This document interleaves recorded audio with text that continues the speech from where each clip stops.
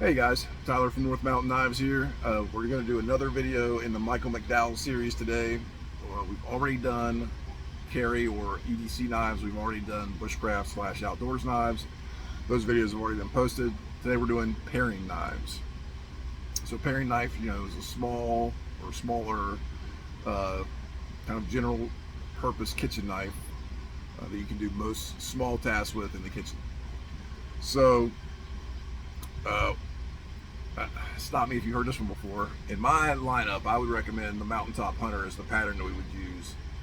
It's going to be a slightly larger kitchen knife, like it's bordering on like petty chef's size, but it's a larger paring knife. But this would still be the one I would recommend. I would do a few things differently. For one thing, I would probably make it out of stainless steel. I usually make Mountaintop Hunters out of carbon steel, and that's my preference. But most people, like 98% of the population, doesn't need a carbon steel kitchen knife because kitchen knives are wet all the time. And it's annoying. I know it's annoying for people to have to hand wash, hand dry a knife as soon as they're done using it to prevent it from rusting. So I would recommend we go with a stainless steel. I would also grind the blade thinner so that it would slice better. With my regular Mountaintop Hunter, I don't grind them super thin so that they're a little more robust.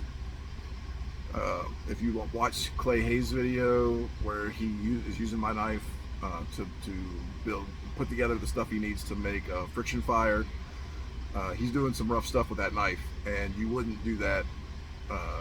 You don't need that kind of robustness in the kitchen generally, unless you're doing some wild stuff.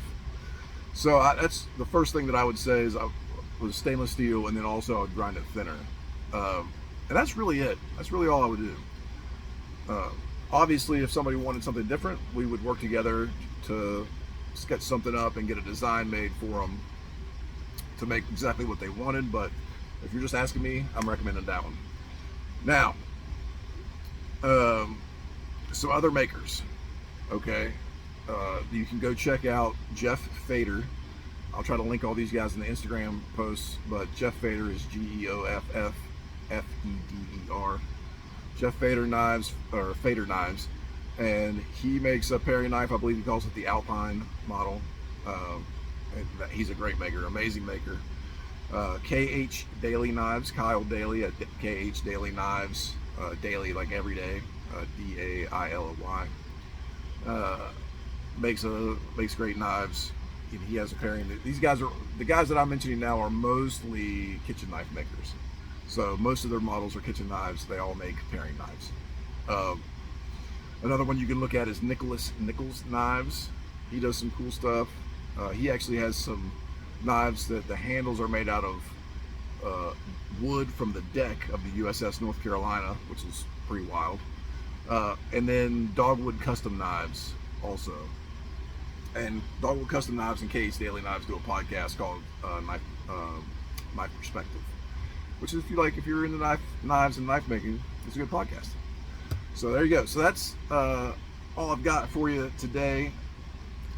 Again, it's pretty straightforward. The paring knife is just a small knife, and like I said, this is about an 8-inch knife overall, and it's a 7 3/4, and that's probably a fuzz big for what a lot of people are looking for in a paring knife, but maybe not.